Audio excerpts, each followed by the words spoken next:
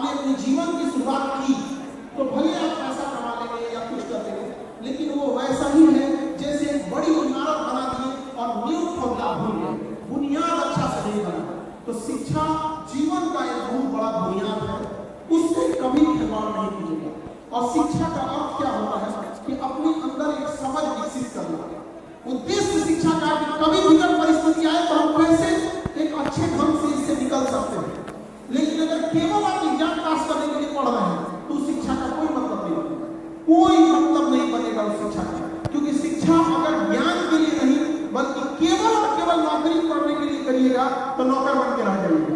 लेकिन जब शिक्षा ज्ञान के लिए कीजिएगा तो नौकरी को एक साधन है परिवार चलाने के लिए। लेकिन बहुत बार आप देखिएगा हम सारे बच्चों से कहते हैं कि आप सब नौकरी इसलिए लीजिएगा कि फिलहाल आपके परिवार को जरूरत है पैसे की और पड़ोसी को जरूरत है कामयाबी के तमाचे की। जब ये हो जाएगा तो भाषण में पड़ोसिया सब बड़ी जरूरत है, सब हो तुम लोग को पढ़ने नहीं देता होगा सर, लड़के लोग के साथ होता है नहीं होता है। और जब तुम लोग पढ़ रही हो माता पिता से ज्यादा वो पूछता है क्या कर रही है बबुआ, थोड़ा कुछ दिक्कत है नहीं समझ आ गया। कोई ढेर पूछे तो कहना ना कि वो 1 महीने का हॉस्टल कर दे दीजिए, भाग जाएगा, चिंता करने आएगा। एक रहेगा साधारण जन्मखोर, तुम लोग से देख भाई तुम्हारी कामयाबी है, माँ बाप तुमको पढ़ा रहे हैं, कितना मेहनत से पिताजी पैसा दे रहे हैं, पड़ोसी सबको ढेर चिंता होता है। तो कामयाबी किस लिए, पहले खुद को स्टेबल करना है और दूसरा उन पड़ोसियों का मुंह बंद करना है। हम अगेंस्ट आ रहे हैं, शिक्षा का उद्देश्य केवल नौकरी पाना नहीं है।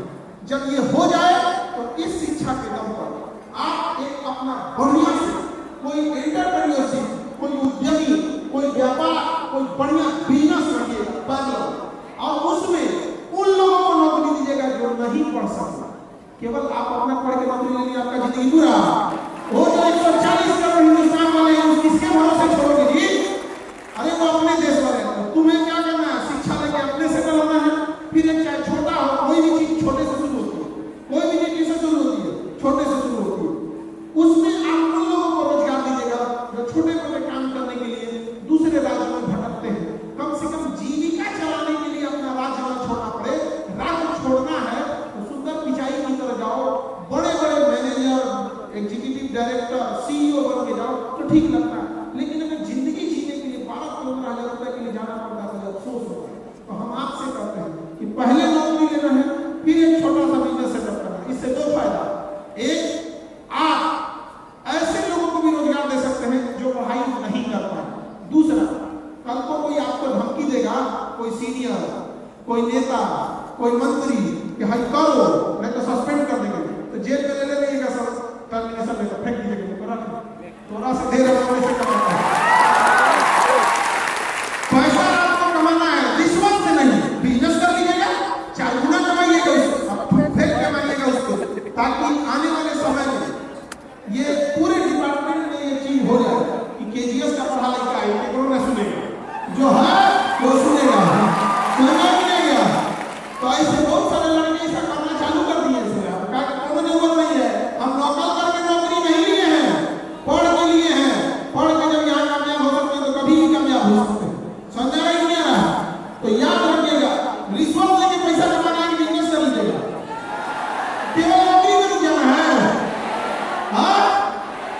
आगे बढ़ना है, समझा गया?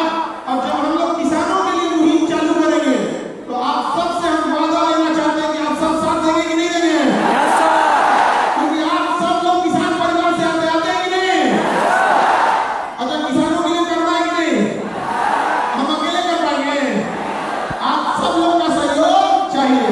आज देखिए, हम एमबीबीएस डॉक्टर नहीं है, हम डॉक्टर नहीं है, लेकिन देश के गरीब जो मरीज है उनको एक उम्मीद जग गया है कि ये आदमी ठीक कर सकता है, जबकि हम डॉक्टर नहीं है।